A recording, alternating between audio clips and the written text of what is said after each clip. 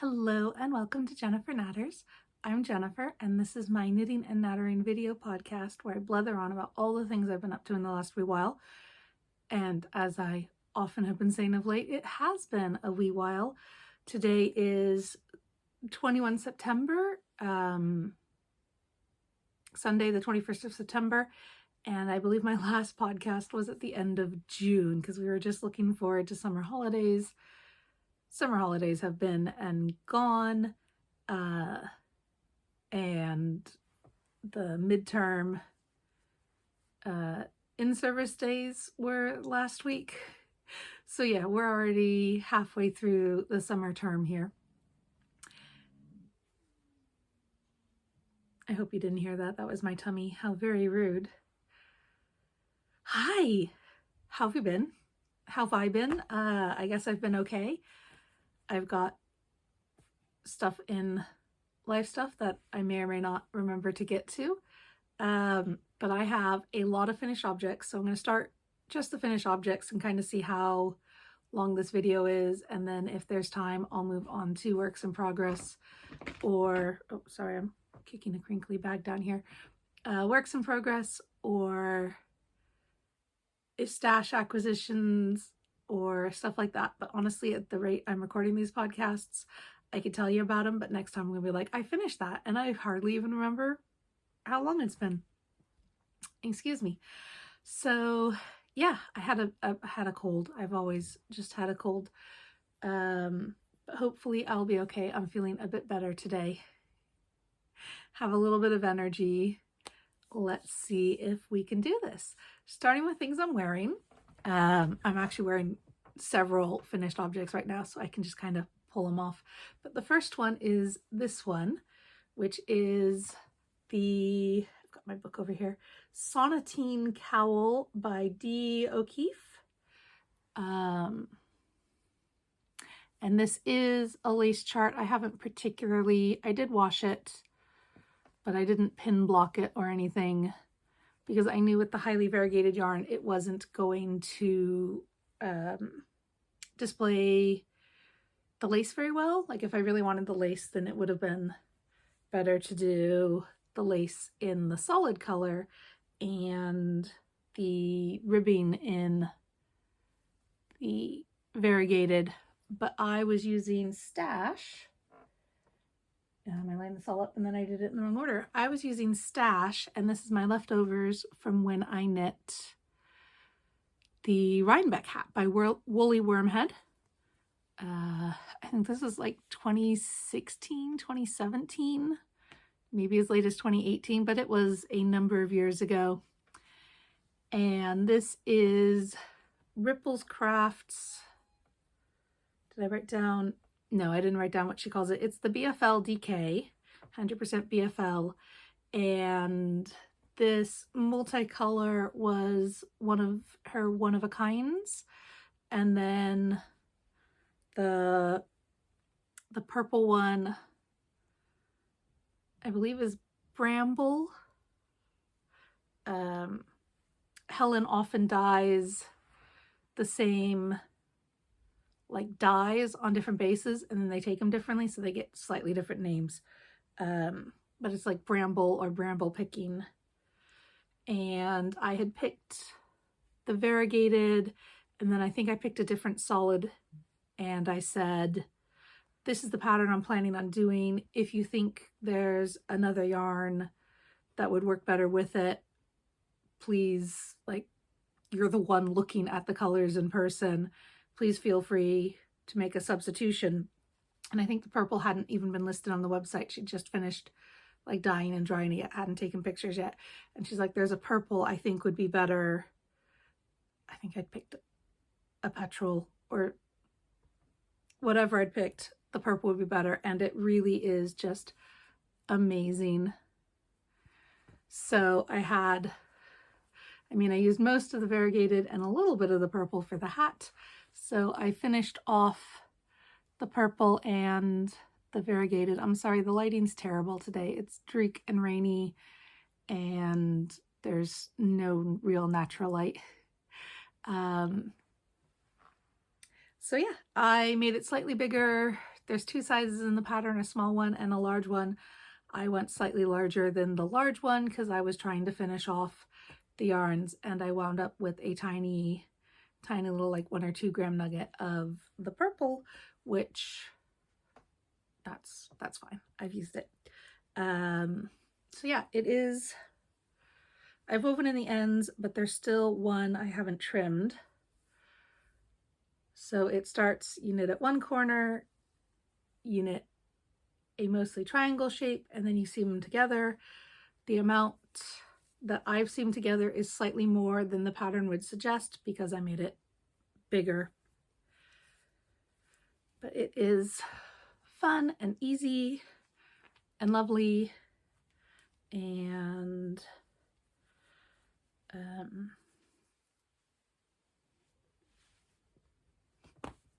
I usually, because of the way gauge works on this, mine wound up being extra long. So I usually fold it up on the inside rather than on the outside like this, but just to be quick and easy. So it matches hat and cowl. I can wear them as a set if I want or not. So that is my first finished object. Chuck that onto the bed. My second one that I'm wearing is the Kuutar top by Sari Nordland, and this is in Drops Belle in Petrol. Let me just stand up. There's a lot of shadows. And it is this gorgeous lace chart. The shadows from my hair is in the way. This gorgeous lace chart starts up here and goes down. This was not my favorite thing to knit. It happened to be what I was working on when the Olympics were on. I know the Olympics are a trash fire of all sorts of really bad things, but they're also the only time when women's sports are largely broadcast on television. And that's pretty much most of what I watch is women's sports for the Olympics. I hear footsteps in the hallway. I'm just wondering if I'm going to be interrupted. I'm basically sitting like right under a light. That wasn't the best plan. Anyway, so I was working on it during the Olympics, so I could only, and there's no commercials in the UK, though they do interviews and stuff, but I was mostly watching Red Button, which is just like a straight camera feed of the international feed from the Olympics. So I'd have to like pause it if I needed to check the chart, and it doesn't really like flow in a way where you can anticipate what this next row is going to be based on what the last row was until you get most of the way down. The footsteps manifested in an interruption. So yeah, it was hard to follow. Like you had to actually follow. I had to actually follow the chart. A lot of the rows are true lace, so there were yarn overs and decreases and stuff happening every row, whereas a lot of lace patterns have a rest row where you would knit the knits and purl the pearls. So there was something going on almost every row in this. And yeah, it was a lot of knitting. It's gorgeous. I love it. I'm very happy to have it. I'm probably not really in a place where I should be doing a lot of really elaborate, complicated flings, simply because I need things I can work on while making dinner or doing schoolwork with my oldest or taking the youngest to various classes. I don't really have a lot of like just sit and maybe listen to a podcast and focus on your knitting time. But it is gorgeous. I'm so happy to have it. I do think I need to shorten it. I ordered 8 balls of the Drops Belle because I'd used 8 for my cherry Tolsta. That's the cherry colored Drops Belle for the Tolsta by Rebecca Clow of the Cray podcast. And I'd used 6 and a bit I think, for that one. So I thought 8 would be a good safe number to get this. And then I ran out of yarn, and they didn't have my dye lot anymore. So I ordered one each of the dye lots they had and picked the one that was closer and knit this. And now that I've been wearing it for a bit, I haven't even washed it yet. I've woven in the ends, but I haven't washed it. I've worn it a ton though, and I think it is stretching out a bit lengthwise. So I want to pull it back and reknit the bottom, the hem, and make it a little shorter, and I think it would be more wearable. So this is the Kuutar top by Sari Nordland. Again, that's in Drops Belle in the color Petrol, which is a viscose cotton linen blend. King Cole has a mix that's basically identical, and Sadness Garden, the Norwegian brand, has one that's basically identical. So if you don't see the color you like in one of them, maybe the other company has it. That's just, yeah, so that is that one. Chuck it on the bed. And I'm wearing one that I was knitting in my last podcast. This is my birthday yarn. I didn't get it cast on for my birthday, but I did buy the yarn for my birthday. Again, this is Ripples Crafts. This is one of her newer yarns. Let me just see. Kylesky. It's a 4-ply, 80% merino, 20% linen blend. And I wound up having slightly different dye lots. So the top is more pink and the bottom has more purple splodges, which I didn't unskein the ones I had and check for color balance and stuff. I bought them all at the same time. They're probably dyed all at the same time, but even 2 skeins of yarn dyed right next to each other in the same pan can sometimes take the yarn or the color slightly differently. And this is the Sporti tank by Jacqui Cieslak. They do a lot of size inclusive designs. So it's just a 3x3 rib. Can't really see it. Let me see if you can see that the color splodges are different. I've also worn this one a fair amount. It is like a racer back design. Another interruption. Yes, this is the Sporti tank by Jacqui Cieslak. I did knit it to be a tank top, but I've worn it as a vest as well now that it's getting a little bit cooler. I did intend it to be, because this is such a lovely soft yarn to work with. It is so squidgy and like it has such a nice hand feel that I did think I'd be able to wear it next to skin possibly in the winter as a vest, as a layering piece, because I am always cold.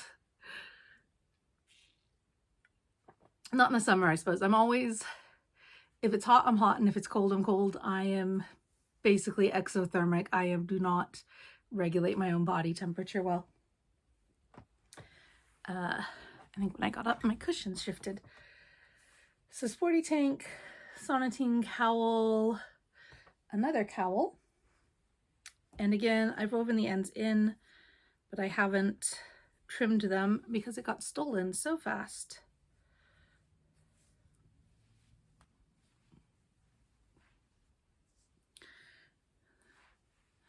This is the Wraparoche cowl by Robynn Wealden. And it's brioche, which I've done in 2 color brioche. And it's got this nice little line across, which starts with some decreasing at the base to make it a little wider over the shoulders, narrower on the neck. And then you get the nice spacing here. And this is an any gauge pattern. There are specific instructions for, I can't remember if this was like worsted or bulky or chunky, or I don't know all the yarn terms. I think worsted, and then there's a DK and a fingering maybe, but then there's also instructions for if you have some other gauge besides like the specified ones, how to work out how many stitches to put on, how tall to make it, things like that. So it is an any gauge pattern, and it has a 2-color cast on and a 2-color cast off. So you use both those colors because often in brioche you'll cast on in one color and then introduce the other one. So this is done as a 2-color one. I used Chroma worsted, KnitPicks Chroma worsted in Pegasus, which is my background color, and Narwhal. So Narwhal is the front and Pegasus is the back. I've actually got an end right here. This is the only one I haven't woven in because I forgot about it. This is where there was a join in the yarn. So the yarn was supposed to go to purple from the blue, but I believe it just reversed back to the blue and then the green and then back up, and was just starting to go to the purple when I decided it was big enough. So there's basically no purple in this one, but it still looks really nice. And the Narwhal is more of like icy blues to a kind of cream. And this has been stolen, claimed by my oldest. And one of the nice things for that is I have previously used the yarn. This is Lupin in the front color and Wednesday for the contrasting grays. And this is also the KnitPicks Chroma. This was the, I should have it in my, it's a pattern by Hunter Hammersen.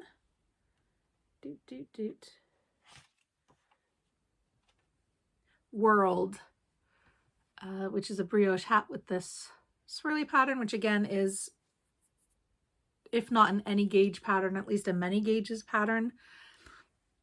This I used as my gauge swatch here for my brioche, so I knew what size needles to use for this one. I still have about half a skein each of all the colors, maybe slightly under half a skein.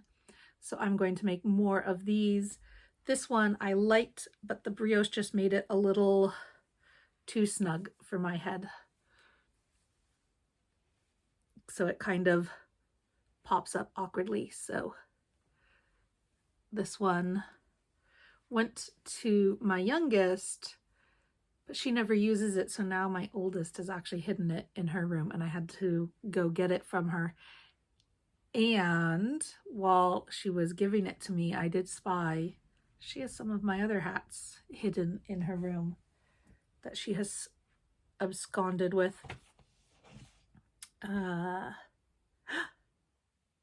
Next finished was the Stephen West Surprise Knit-along. This is the second year going, and this year it was the Color Blast socks. I knit these for my husband. And then there. It's really hard to show the texture. For one of them, I've done blue as my contrast one, so it's on this inside I-cord and the top of the cuff, and is the first color where the foot meets it. And then on the other one, it's green, green, green. So I guess that'll be left and right. I don't know if I was clever enough. I know I did shaped toe decreases. I don't remember if I was clever enough to match up the toe decreases with, let's see. Yeah, green will be the right sock.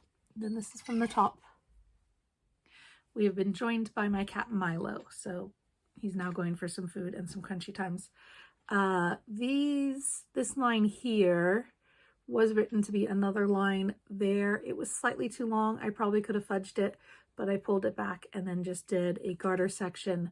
This was a really interesting construction if you didn't do it. The first clue was the leg, which was knit flat and then seamed together with the I-cord and with these colored welts. They're a bit of 3D texture. And then the second clue was picking up the cuff. I changed it slightly to have the different colored stripes. I think it was just the one color and then the edging, but there were different instructions at various points. And then there was the heel instructions. I went with the brioche heel rather than the garter heel. And it was probably the cuff and the heel for clue 2. Then clue 3 was the top of the foot knit flat. And clue 4, the heel turn, the gusset decreases down to the bottom and the toe. And the stripy bits on the foot are yarn overs, so it's a bit lacy. I have not given these to my husband yet because I needed to show them on the podcast. And also this green sock still has a million ends that need weaving in. I did a lot of the weaving in as you go, but I still like to secure them, especially for something like a sock that's going to, like, every part of it's going to get, when you're pulling them on and off, there'll be tension on the ends. The sole doesn't really have a lot of ends, but I like to weave them in, you know, like go back and more securely weave in with a needle, run the thread through the other threads, the yarn through the other, like splice the plies to secure it better. So now that I've shown these to you, I have woven in the ends on the other one. Now that I've shown these to you, I can finish that up and give them to my husband. I don't really need to put it back on the sock blocker. Doot, doot, doot. Doot, doot, doot. And another thing I finished, I think you've seen this, a Musselburgh by Ysolda Teague. This is in a sock blank from a different Helen, Giddy Yarns Helen. And I think this was the one off, or like she made 2 just as a test thing. So it is, you knit the crown of the hat, you knit a whole bunch of distance, and then you decrease again for the crown of the hat the other way. Fold one end into the other. Again, this is a multi-gauge pattern. There are instructions for how and when to check your gauge. Like you knit the hat as, you knit the start as the gauge swatch, and then take your gauge and work out the rest of everything you need to do.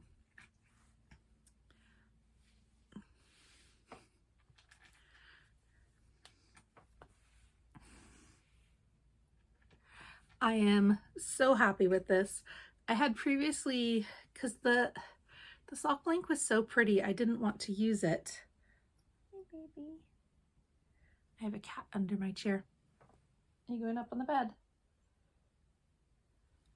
Going up on the bed. Maybe. It was so pretty, I didn't really want to use it. So I had just unpicked the ends and grafted them together to have as a cowl. I never really wore it. When it was open, it was kind of too long. When it was closed, it was too like bunched up and not, it didn't really, it was a great idea. The execution was somewhat lacking. So that's a me problem. But now I balled this all up to unravel it, and then I knit from the spaghetti. I did a slightly smaller needle than I think I normally would have done. I think when I've done a 4-ply one before, I've done it on a 3.5, and I did this one on 3, because when the yarn is all like ramen, when it's all kinked up, it doesn't stretch the same way and you tend to get a looser gauge. So I went down a needle size and I just love this so much. And then of course, as soon as I finished it, it wound up being warm again. Like I got to wear it for like a couple days and then we had a heat wave, which was very out of character, but I'm so looking forward to wearing this. I'm just gonna let Milo out. He's lying on the floor over there, which is the thing he only does when he wants out. Oh, now he's up on the bed. But then he didn't go out when I opened the door for him. So now he's, we can almost, there's Milo.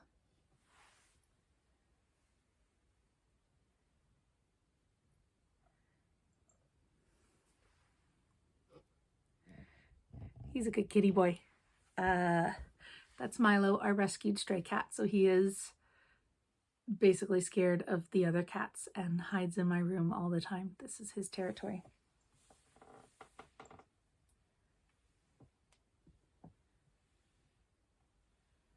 There,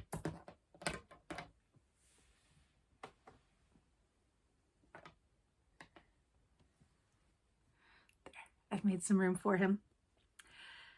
I have one more finished object, which is a little one. And this is Natty the Gnome. And she was an unexpected mystery knit-along. Are you focusing? Unexpected knit-along, I believe, is how she was described, because Sarah Shira of Imagine Landscapes had just done her summer knit-along, which has been like the end of May, kind of June, because I think a few years back last year, I bought a kit. Helen of Giddy Yarns dyed up kits for the summer knit-along, and I got it for my birthday, which is the end of May.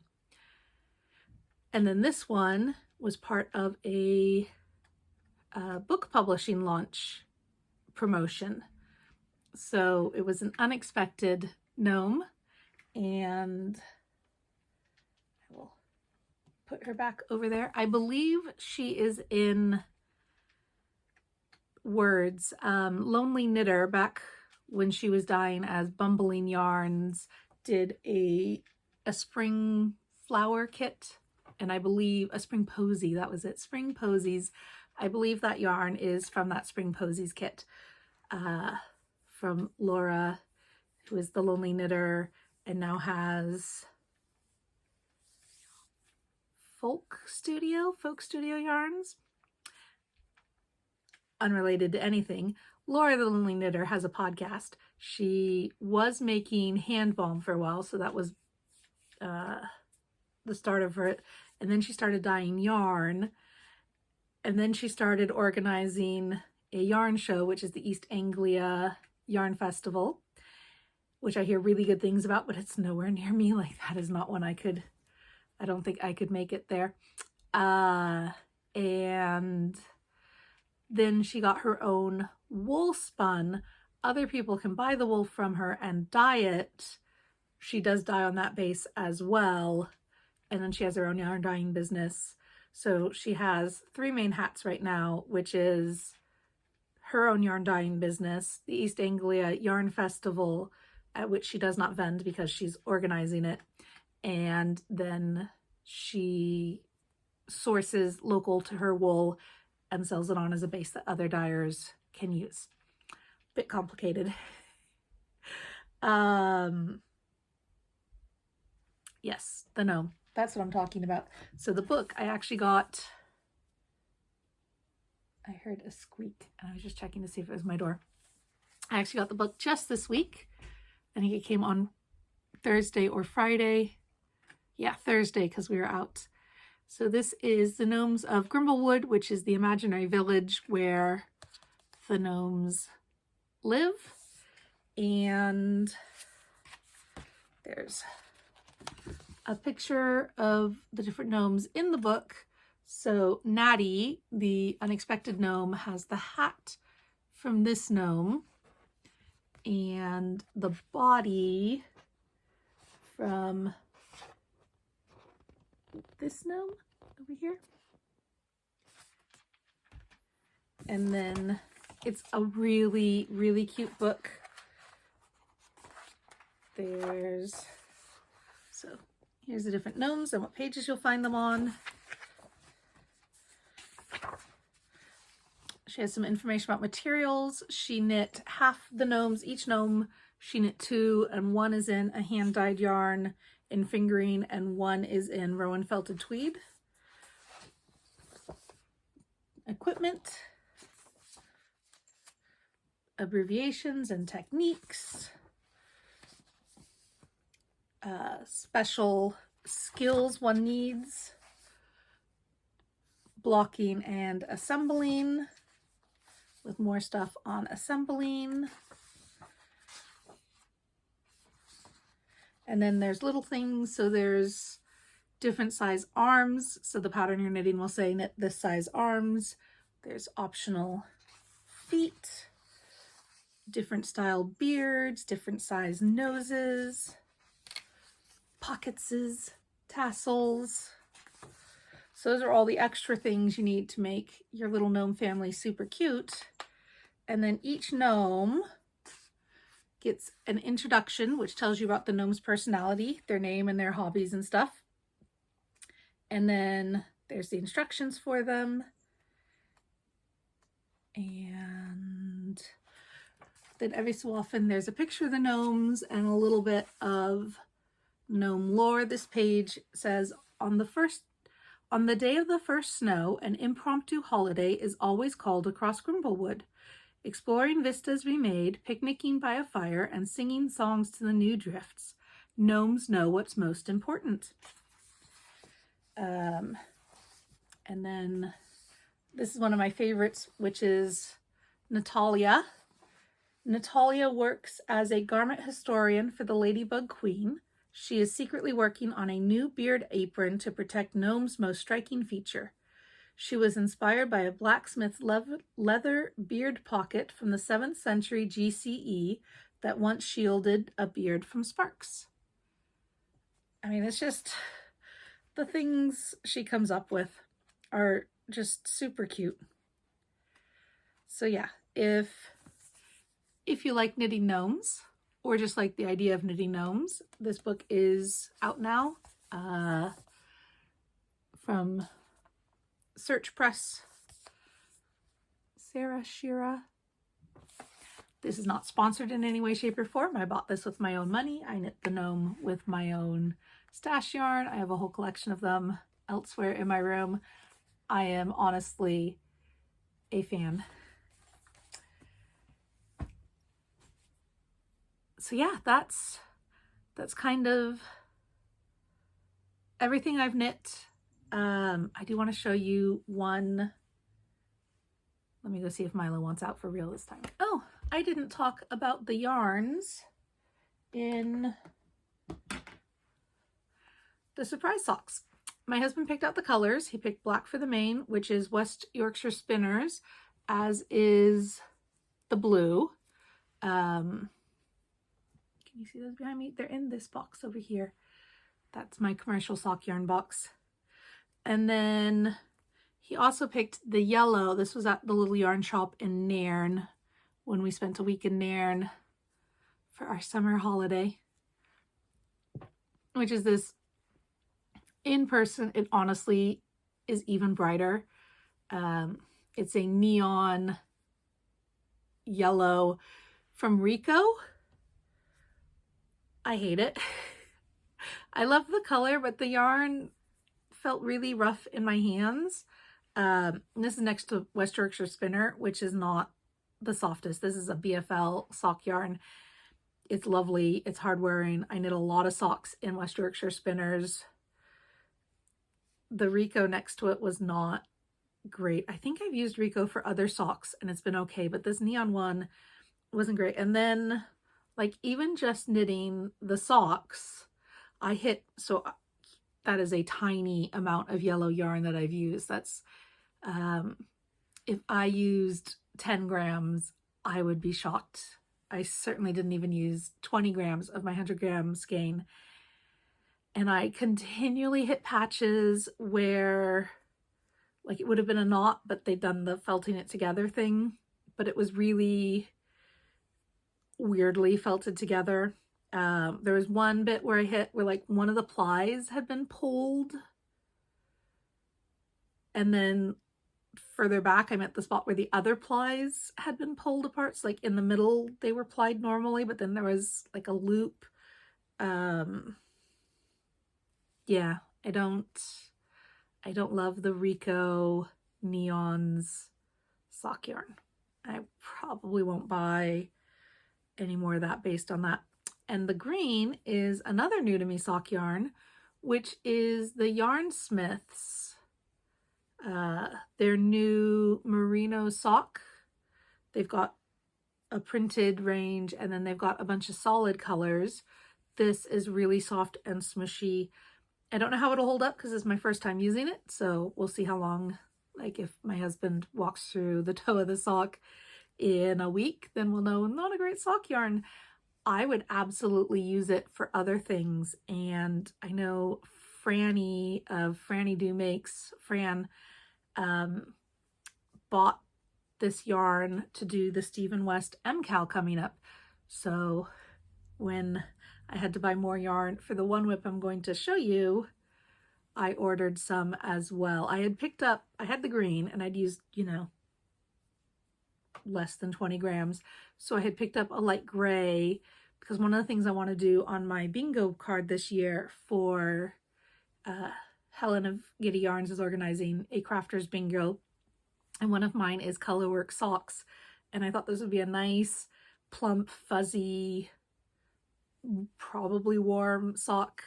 Doing colorwork will reinforce it, so even if it is a bit soft, because it feels really soft. I have other merino. I don't tend to knit 100% merino socks. They are very soft, and some of them wear through quicker and some of them don't.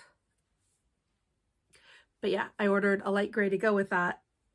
And then I was looking, it was on promotion. It was on sale again for £5.50 for 100-gram skein. So I got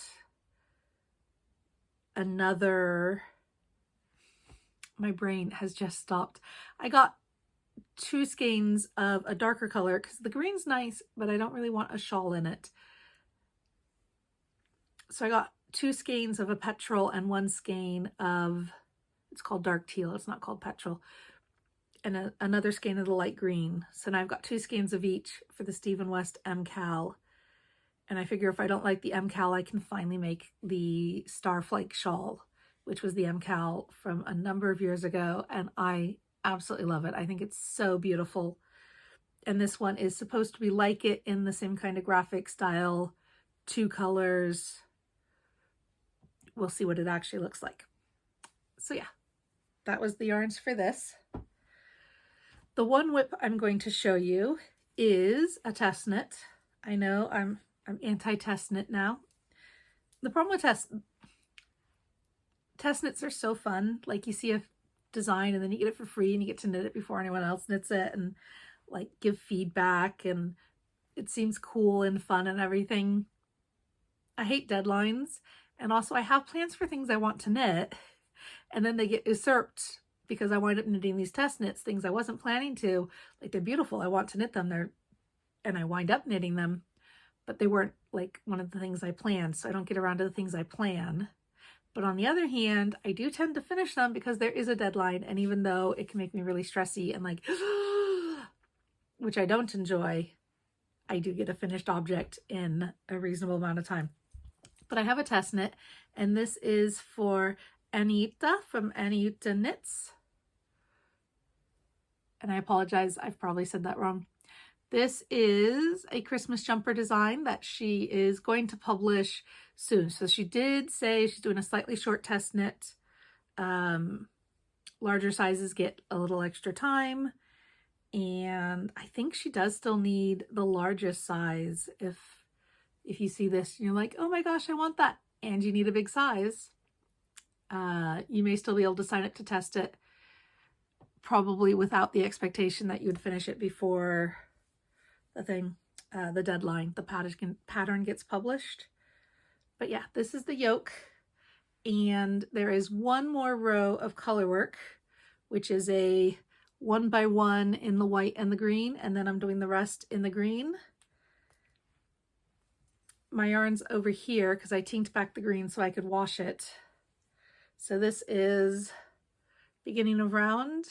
I made it slightly further than this, and I ran out of the white, and that was all of the white I had bought. So I had to order more white, and then I bought the yarn for the Stephen West Knit-along, and I still had like most of it to go.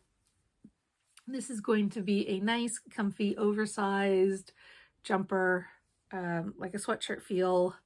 And look at how cute this is. That's my center front marker. The short rows are in the ribs, so you can, like, I can tell which is the front and the back, but I like to mark the center front. I'm using King Cole 100% wool blend, anti-tickle, and that's wool blend in the sense of different breeds blended together, not the sense that it's blended with anything else. It is 100% wool. I need to go through and like pull out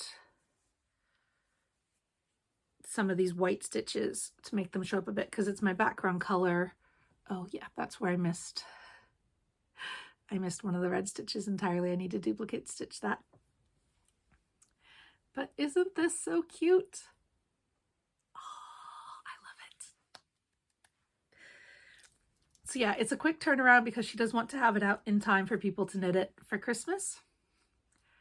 So very kitschy, very cute. It'll be lots of fun. So excited to have it. This is actually one of 2 color work, yoke, DK weight jumpers, pullovers that I'm knitting right now. And they're both at the same gauge and everything. So I was able to use, they're very different yarns, but I was able to use the other one kind of as my, what size needle I should use. And it was accurate. Like it translated well enough. Oh. But yeah, since I ran out of the green yarn, I changed back that last row where I'd started. No, I ran out of the white yarn. So I pulled back that last row where I'd started the green and then washed, put it on a cable cord, and I washed it. And then I dried it on my radiator because the yarn came today. I ran out Thursday night while I was knitting. Ordered more yarn Friday morning from Wool Warehouse. It came today. Today's Saturday. I've never gotten, I didn't pay for expedited shipping either. That's just Royal Mail. But I guess, like, for once I ordered, I think I probably usually order over the weekends, and they get a whole bunch of orders they have to process like on Monday, and maybe they don't get to it till Tuesday. And then, I don't know. This is the fastest I've ever gotten a delivery from Wool Warehouse. So I was not actually prepared. This was still in the spa when the more yarn came. But yeah, I'll be able to pick this up and start working on it again. I know September is way too early for Christmas, but it isn't too early for a test knit for a Christmas jumper that'll come out in like a more reasonable time. But I love it. I'm so excited. I want lots of hand knit Christmas jumpers because I've bought acrylic ones and they feel nice, and then they get all plasticky and then I hate them and I won't wear them anymore. And I don't want that to be my Christmas jumper experience. So now I'm knitting a bunch of wool ones. That will be my 3rd one. One of them is just winter. It's not really Christmas. I've got one that I knit most of last year. It just needs the sleeves. Like once Christmas had blown by, I stopped working on it. So that one I'll pick up again soon. And that, oh, Christmas jumpers. Okay, I'm going to pause it for a bit and have a cough lozenge and drink some tea, and then I'll be back with life stuff. Okay, I have returned. I've had dinner, and children are running up and down the halls, so hopefully we don't get interrupted again. I am working on, ooh, here's one of my acquisitions is this gnome stitch marker. And that's from Chapel Wood Crafts. I saw it on Row and Cade's, Kelly Menzies' podcast, where she got a blind bag from Chapel Wood Crafts, who makes dollhouse accessories. So she makes really cute small items, and then additionally she makes some of them as like needle minders for cross stitch and embroidery, the magnetic ones, and also stitch markers and earrings. So I got this, Kelly had one, so I felt I needed one, and I got this adorable little gnome to be my stitch marker on my gnome knitting projects. These are the things that make me happy. This is the current Mystery Gnome Knit Along, which is actually just ended yesterday. It just came out, and well, the knit along hasn't ended. The final clue came out. So now we can see the finished gnome, and it's really cute. And this is one that Sarah Shira wrote for self-striping yarn. And the suggested yarn from a US or possibly Canadian dyer. It's a micro striping one for this. And the ones knit in the suggested yarn in the, like, this is the yarn that she used when she created the pattern. Looks so good. I have such yarn envy. And I did look at Fab Funky Fibers to see if they had anything like it, and they have similar things, and I could even get a 50-gram skein. This was for 2 50-gram minis plus a tiny bit of white or whatever color you want the beard, nose, and like hands or feet or anything like that was going to be. But yeah, that's it. They look so cute. They really are just, I have knitting envy. Let me just do that. Yeah, so I'm working on, this is just in West Yorkshire Spinners, which I think was like blue Caraco, or I'm pretty sure this is one of the cocktail drinks, and this is the blue one. So in life, there's a lot to catch up on. The most important one is that 3 weeks ago, I signed up to give blood. 3 weeks ago, I went to give blood. I signed up before that. One of my knitting friends, someone whose podcast I follow down in England, was waiting for a surgery and had been told that because there's a blood shortage, it might have to be canceled. So I signed up locally to give blood, even though the NHSs are devolved. So NHS Scotland and NHS England are completely different entities. And also I'm the wrong blood type. I am not the blood type that this other knitter needed. But to put good juju out in the world, to, you know, try to help make this happen and keep it from happening to anyone up here, I went to give blood, and I got as far as the hemoglobin test, and they're like, oh, this isn't giving a result that we want. This isn't going to be something we can use. The finger prick test can be less accurate. Would you want an elbow draw just to see if it's going to be, like, if that gives a more accurate one that would allow you to donate blood? So I said, sure, yeah, we'll do that. It did not allow me to give blood. And I don't think they really thought it would. I think they were just trying to verify their results, because my elbow draw was 75 grams per liter. And if you are not familiar with hemoglobin levels, as I wasn't. A measurement of between 125 and 165 is normal. That's what would have let me give blood. Or I've also got a 1-year ban from even attempting to donate blood again. And then anything under 125 for an adult woman is considered anemic. Anything under 100 is considered severely anemic, and anything under 70 is considered dangerously anemic. And my level was at 75. And they're like, well, you said you feel fine, but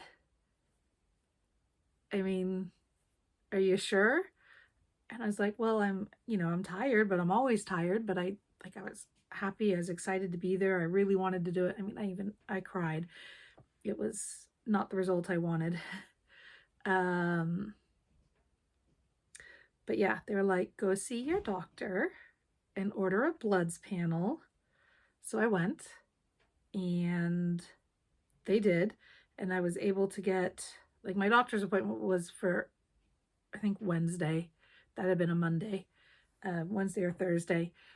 And when I went down to get the bloods panel, they were like, oh, we've had a cancellation for later today if you can come back. I'm like, great, I can do that. And then I went, they're like, wow, they've really ordered a whole panel of blood tests. And then I got them all back, and I got a bunch of text messages with negative results. Negative for thyroid problems, negative for kidney problems, negative for diabetes, negative for antibodies, which with that one, is that a COVID test? I don't know what antibodies they were looking for. It just said negative for antibodies, and so on and so forth. I have not gotten my actual measured hemoglobin levels back. I never actually got that result. And then this week, so that was like the first week, and I was taking iron supplements and various things, like just ones I could pick up at the pharmacy off the shelf. And so then it was a week of test results.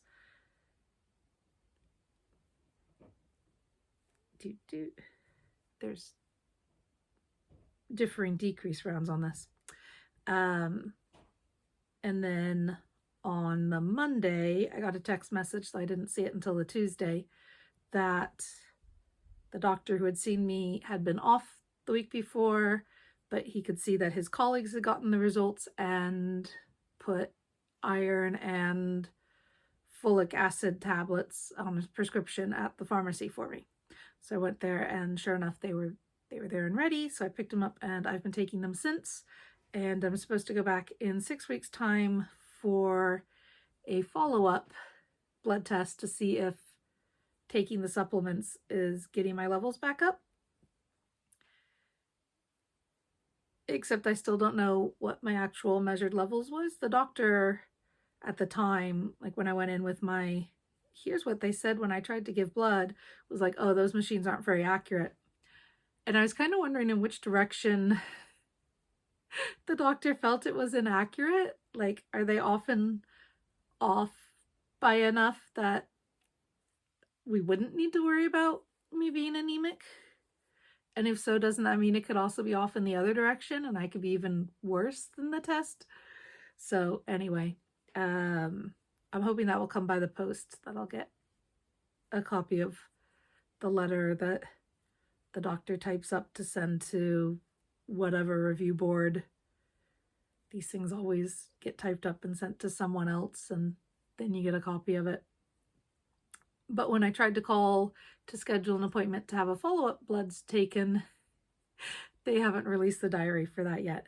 So I now have a note on my calendar to call back to try to get the bloods appointment.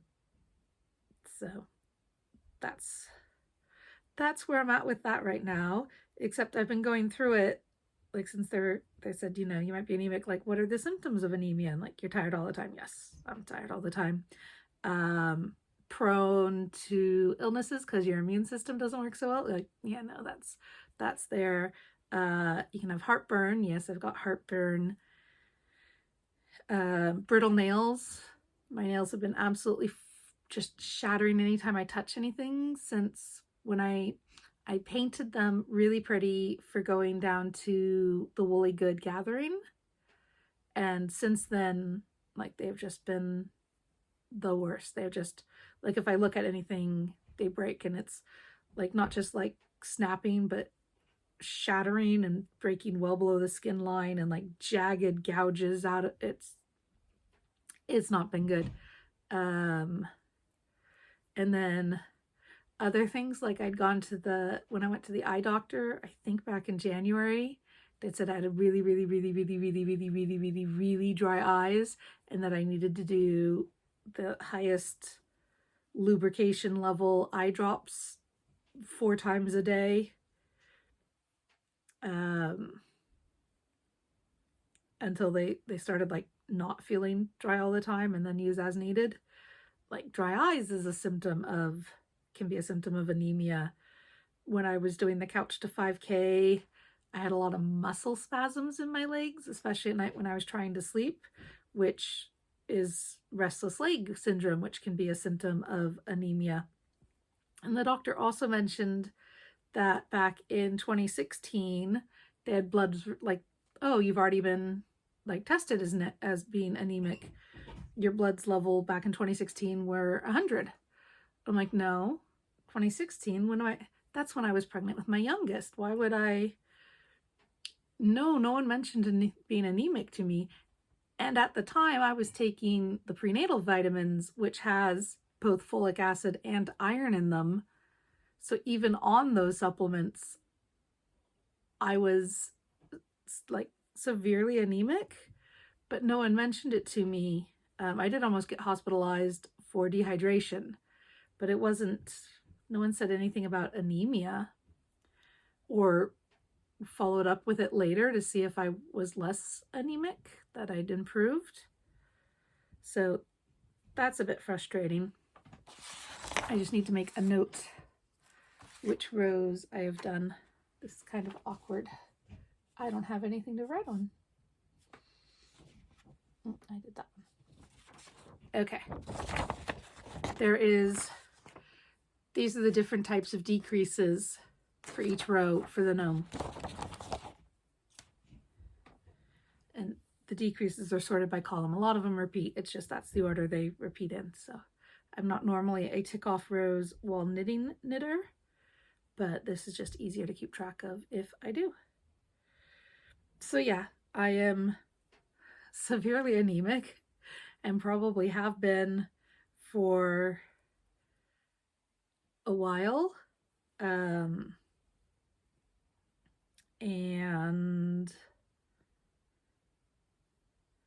I'm trying to eat well. They say don't drink tea or coffee around meal times because that can make it harder to absorb iron. Dairy can make it harder to absorb iron. So I'm trying to adjust those things. I normally drink a lot of tea with milk in it as my main drink, although less so in the summer. In the summer I mostly drink water. This last summer I wasn't even really like, normally I'd put the tiniest bit of flavoring in the water, but this last summer I haven't even been doing that. So yeah, that's probably why I've been too tired to podcast. Like, I think about getting this all ready and I'm like, oh, I'm so tired, or oh, I'll do it in a little bit, and then I don't get the stuff done. So yeah, hopefully now that I'm getting the iron, I will be better, and I will have more energy, and I will actually get things done.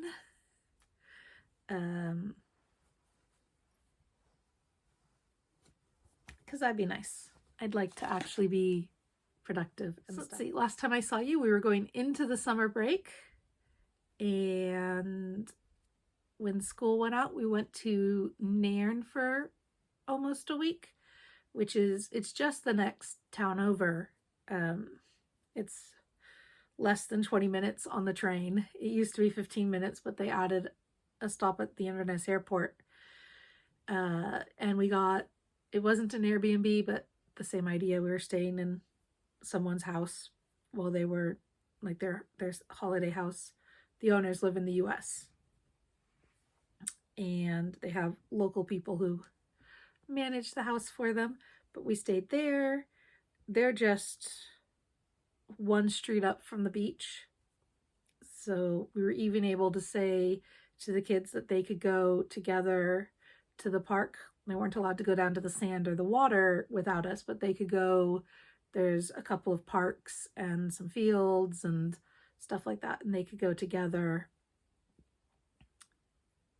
So Chris and I didn't have to go every time they wanted to go out and play. We'd be like, okay, come back at this time.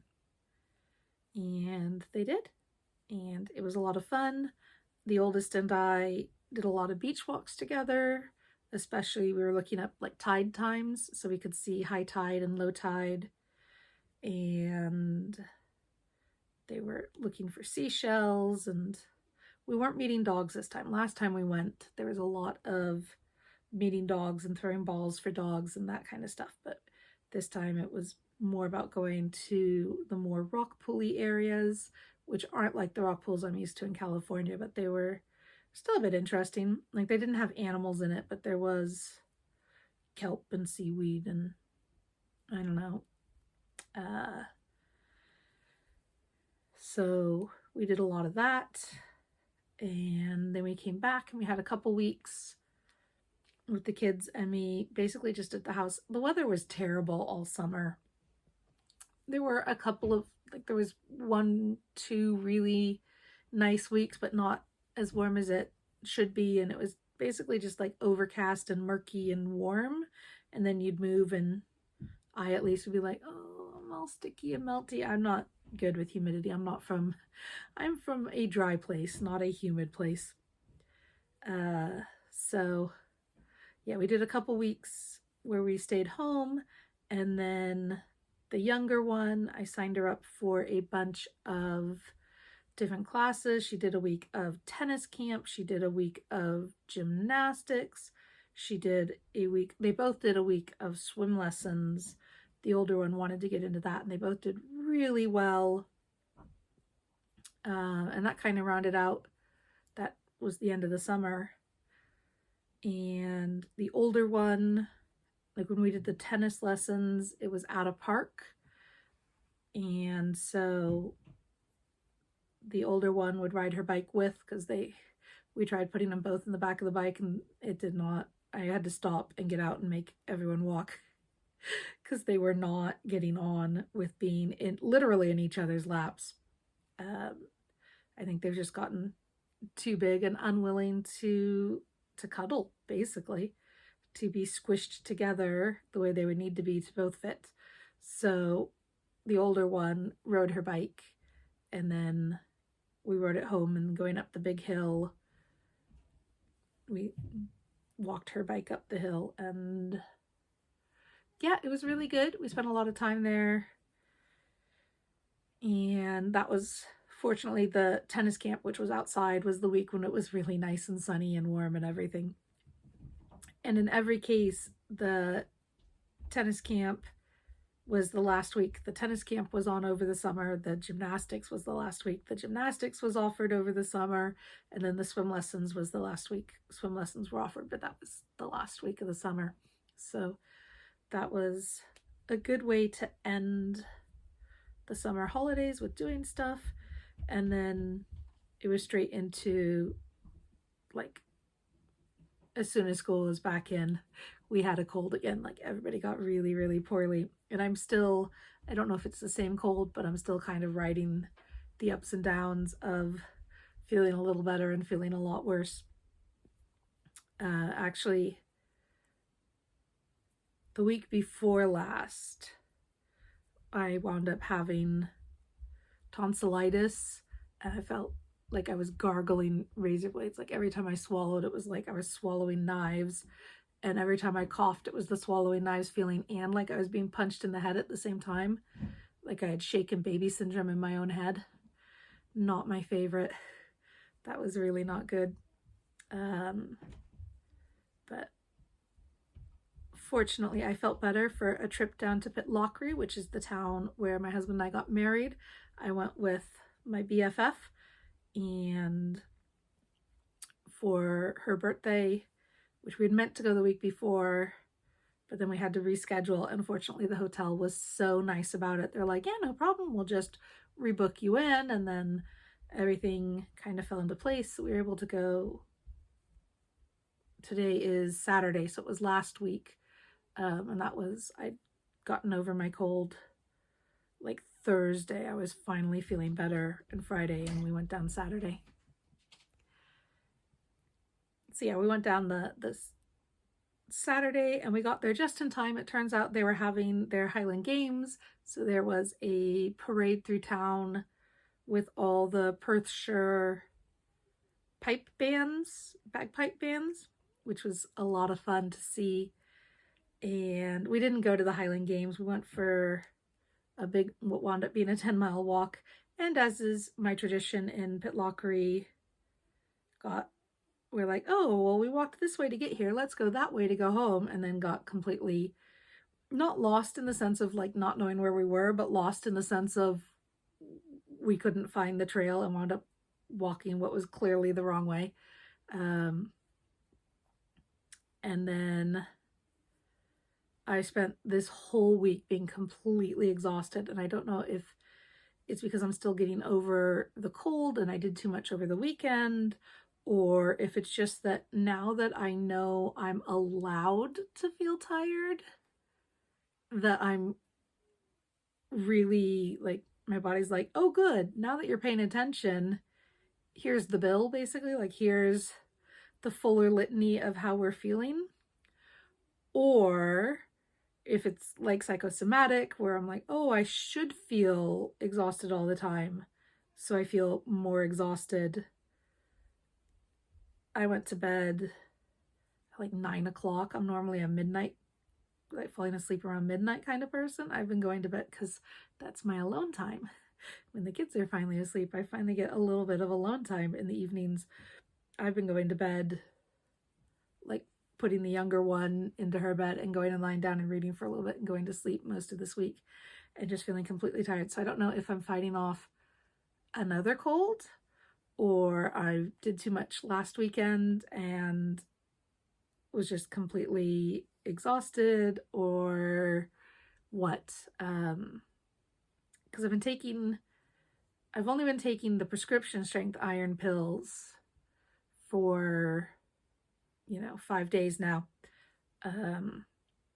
But I was taking more iron supplements, and like we had steak and cream of spinach and lots of, making a particular effort to eat things that were high in iron, avoid things that make it harder for your body to absorb iron. Like I mentioned, the tea and the dairy. Cream of spinach obviously has dairy, but it's delicious, and then you eat lots of spinach.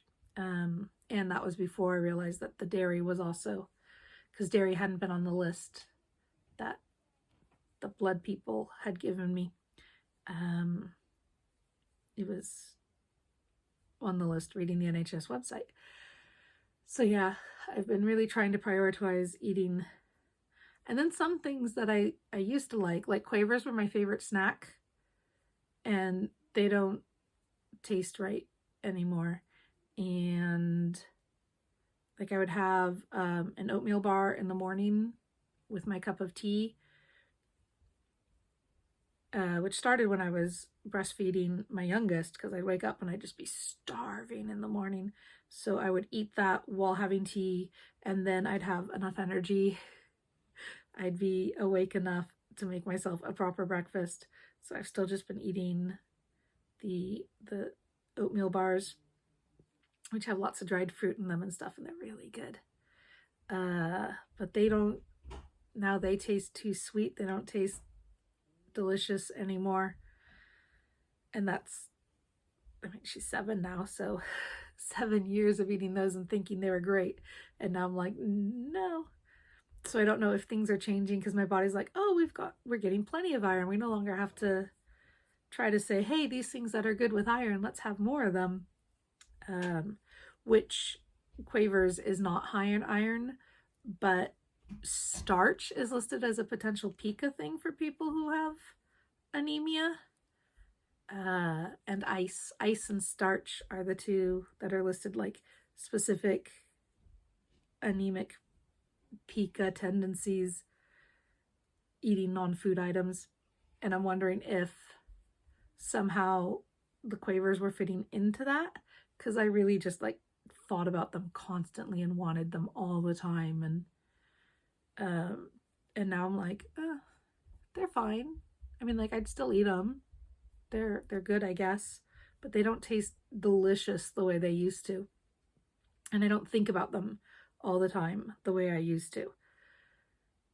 So that's weird. Yeah, it was a really good summer for like family. My two were playing together better most of the summer they were getting on, and that hasn't entirely carried into the school year. We decided Baby was a year old. Baby is my oldest's fish, her betta. She's a red betta fish.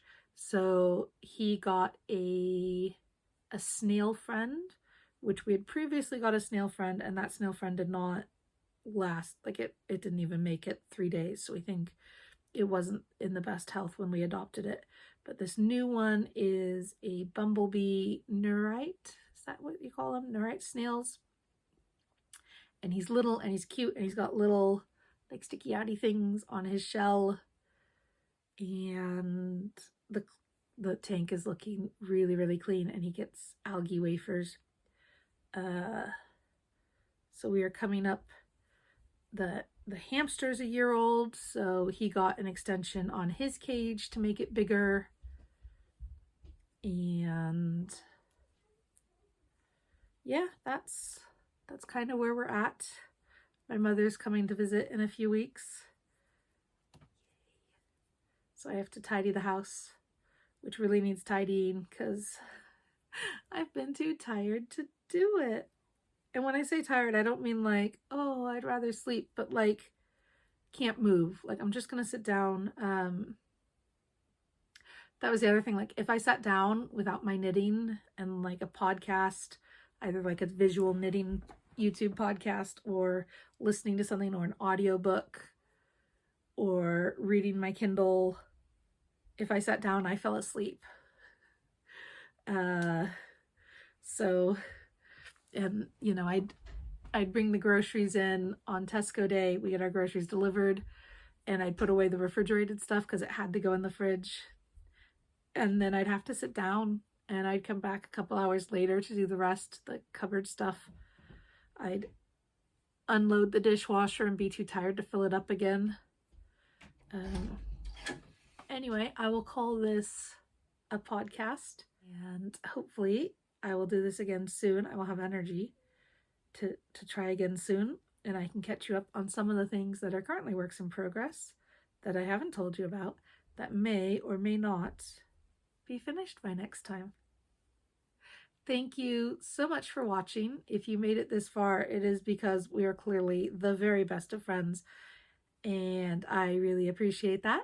If you want to tell me down below what you are working on, whether it is a fiber arts thing or other kinds of crafty things or making dinner, or you're watching this while I don't think you could really watch this while you do a lot of chores, but what am I keeping you company while you do?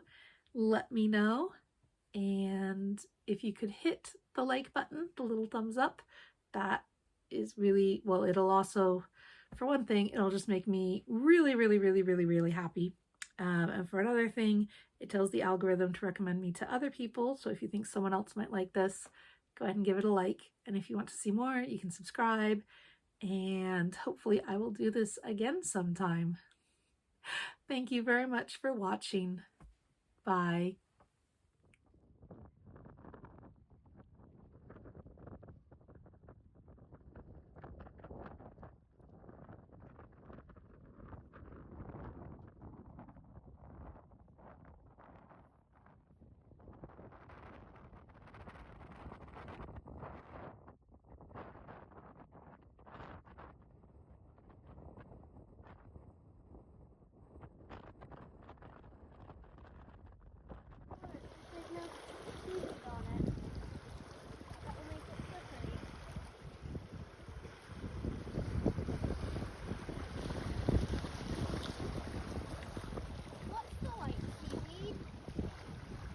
dying maybe?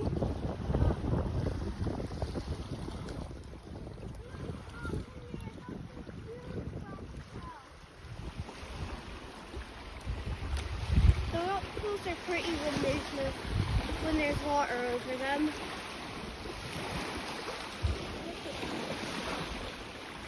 Crab shell with no meat in it.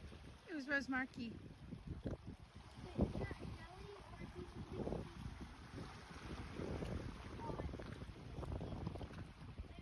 There's a jelly. Aw.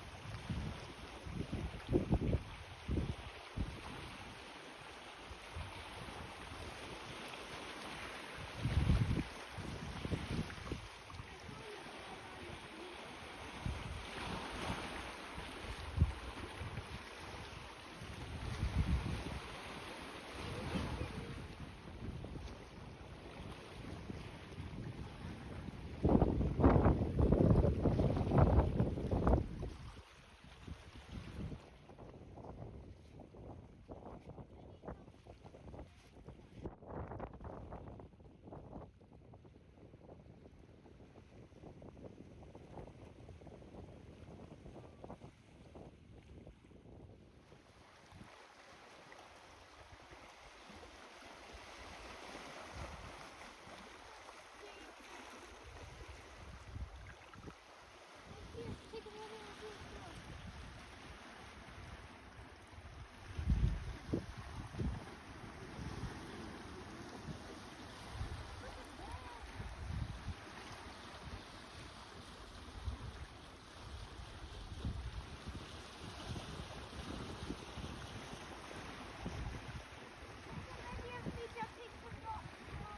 I already am.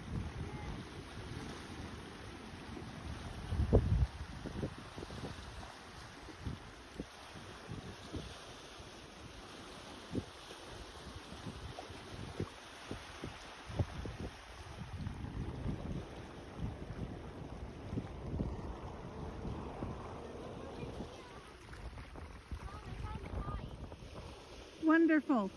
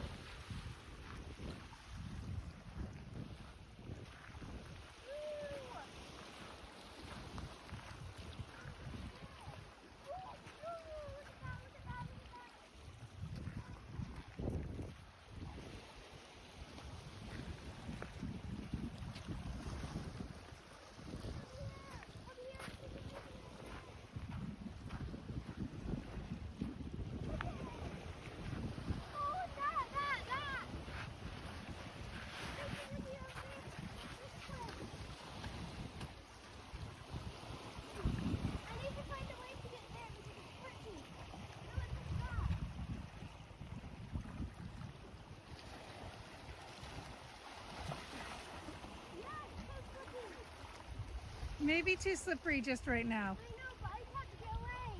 They look so much prettier with water in them. They do actually, yeah.